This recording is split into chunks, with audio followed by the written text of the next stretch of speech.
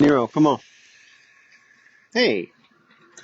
So, we're in pre-production, right, for this movie, this anthology horror comedy movie that we're trying to raise funds for. And so I thought maybe I'd talk about what, pre-production is.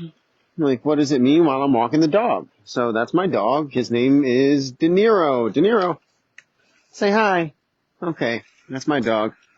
um, Let me see. So, pre-production, what does that mean for a movie? Well, that would be before you actually start producing, like, principal photography for the film. So it's everything leading up to it. It's incredibly important. There are three phases, right? There's pre-production, production, and post-production, and all three of them are equally as important for actually making the movie. Um, and maybe pre-production is more equal. It's super important for a low budget film like what we're making. It might be the most equal or the most important, part. So what are you going to do? You want to make a movie. Well, the first thing you need a script. You need a movie to make. You need a story. A script or a screenplay is written in a very specific format, and it generally, as a rule of thumb, equals out to about 1 minute of screen time per page of the screenplay. So you want to make a 90-minute, hour and a half long movie, you need about a 90-page screenplay. Dialogue moves a little bit faster than that, and like screen direction or action blocks move a little bit slower than that. You could write something in the screenplay that says, like, the man walks down the hallway or whatever. And that's one sentence, and it takes up, one little line on the page, but it could be 30 seconds. It could be a full minute of suspense or whatever, in the movie. You could write "they fight," and then it could be a 3-minute, fight scene. But as a general rule of thumb, good boy, DeNiro. As a general rule of thumb, it's about a minute per page. Okay. Uh, you need to have some idea. I mean, if you've watched a lot of movies, or you've read a lot of books, or you've done any kind of research into how to, tell a story properly. Sorry, I'm picking up dog shit. De Niro took a shit. My dog, not Robert De Niro. Then, you learn of stuff like The Hero's Journey by Joseph Campbell. You learn about, like, the 3-act structure. There's a beginning, middle, and end, basically, to every story. So 3 acts. With the middle act being the bulk of the story. Okay, you get the opening. It establishes who the main character is, like their basic worlds, that they live in, their kind of everyday life, and then kind of establishes like what their wants are, what their needs are, this and that, what their flaws are, and then some crazy shit happens. It's called an inciting incident that brings them into the real story, okay? And then, they make a choice where they end up pursuing something or going after something, or they're forced to make the choice, and then we break into Act 2, and, we're on our way, right? And this is the bulk of the story. And, they do all kinds of crazy things. This is the hijinks, the fun in the games, and et cetera, until they get to a point where they look like they're about to lose everything, and there's no way that they could ever possibly surmount these obstacles in front of them. And then, at that point, you break into Act 3, and then you get your big conclusion and, the denouement. little like, after the fact, like reestablishing a new order to their world. Okay. So that's what kind of the 3 act structure is. Now for an anthology film, where you've got like 5 different stories, you don't really have the time to do all that for every story, although every story still has a beginning, a middle, and an end. Not necessarily in that order. So yeah, you need a script. Now when you're writing a script for a low budget movie, you would be smart to plan around things that you have access to. And not, if you're making a movie for a couple grand, like we're trying to do,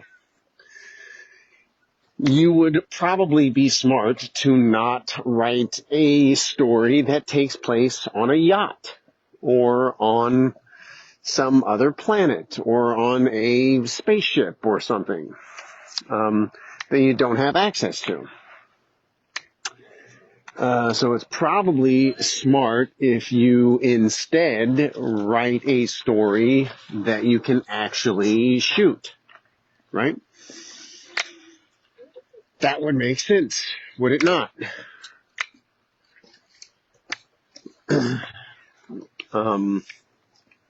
So that's what we try to do. Obviously, you take stock of, if you're making a low budget movie, you take stock of what you have access to from the beginning and incorporate that into the story. And so you start writing a story around things that you have access to. Now, I work at a storage facility, and so I have access to a storage facility, and since locations are one of the most expensive parts of making a movie, we set it at a storage facility. So it's like inherent, built-in production value that we don't have to pay for.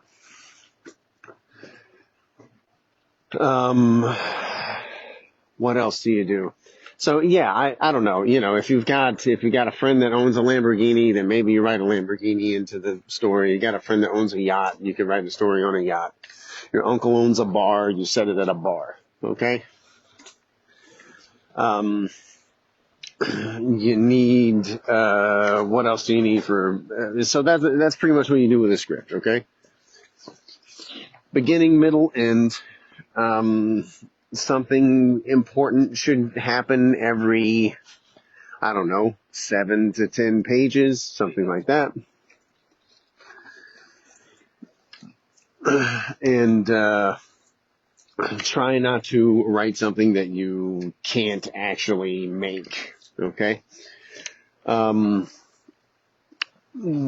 you finally have the story, right, you write your script, you read it out loud, and then you read it out loud again, and then you read it to other people, you have them read it, and then the 2 of you read it together, or the 5 of you read it together, you keep reading it.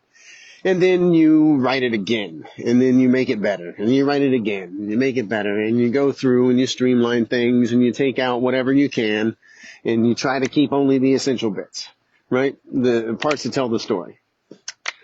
And since you've done your planning properly, and you only wrote in the things that you had access to from the beginning, now you're not stuck wondering, how do I get a fucking spaceship? How do I get a yacht to shoot this on? I guess I need $10 million for this. No, you wrote something that you knew you could actually shoot. Okay. Once you've got a script and you've gone through it a bunch of times and you've rewritten it, the second draft, third draft, fifth draft, ninth draft, whatever, you start collecting people. Because it is inherently a collaborative effort. I mean, you could make a movie just yourself. It would be probably pretty difficult, and I don't know how entertaining it would be. But you could do it. But if you want to make generally a movie, it involves having other people. So you got to get together a crew of people who will help you pull off the technical bits, which is filming, which is recording sound, which is any number of a shit ton of different things that you actually have to do while you're shooting it. Keep track of where you are in the scene, keep track of where the scene is in the overall narrative, keep track of continuity between takes.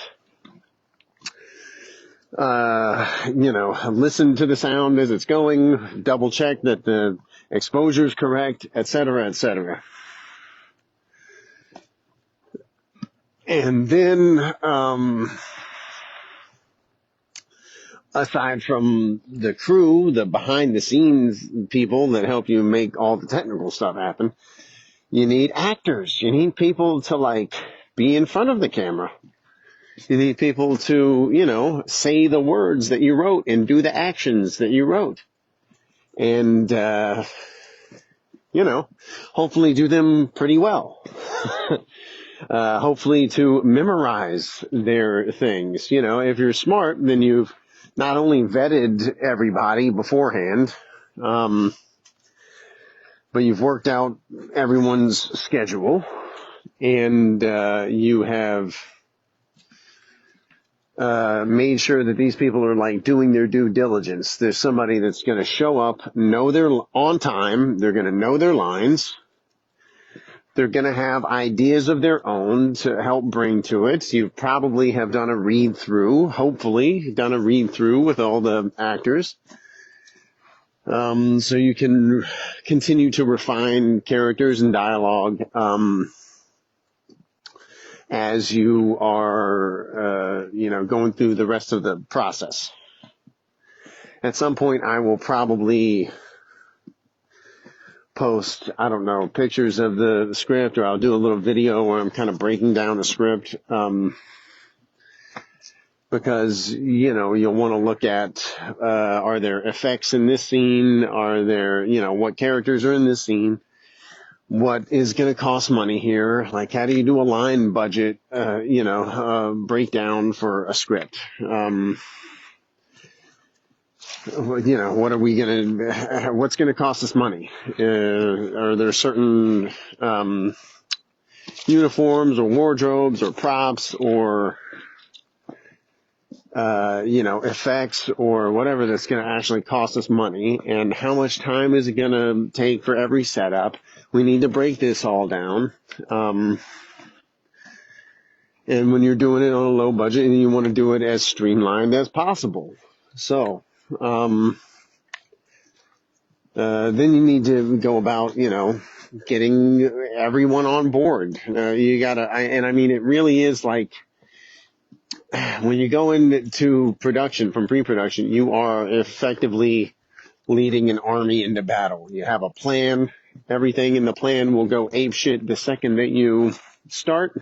It will not go according to plan, but you need to have a plan, and you need to stick to the plan as well as you possibly can. Come on, D, we're going in. And so you got to be able to rally people. You got to keep them all on the same page, and literally and figuratively. That's it. And keep morale up, and feed people. You got to feed people. But we'll get to that in the production stage. Okay. My dog has peed until he's dry, and he has shit. And I have picked it up because I am a good neighbor. And now I'm going back inside because it's cold. Check out the materials, and the links below and all that. Become part of the community. I'm going to continue with the pre-production updates and campaign updates, and keep your fingers crossed. We're making a movie. All right. I'll talk to you guys later. Bye.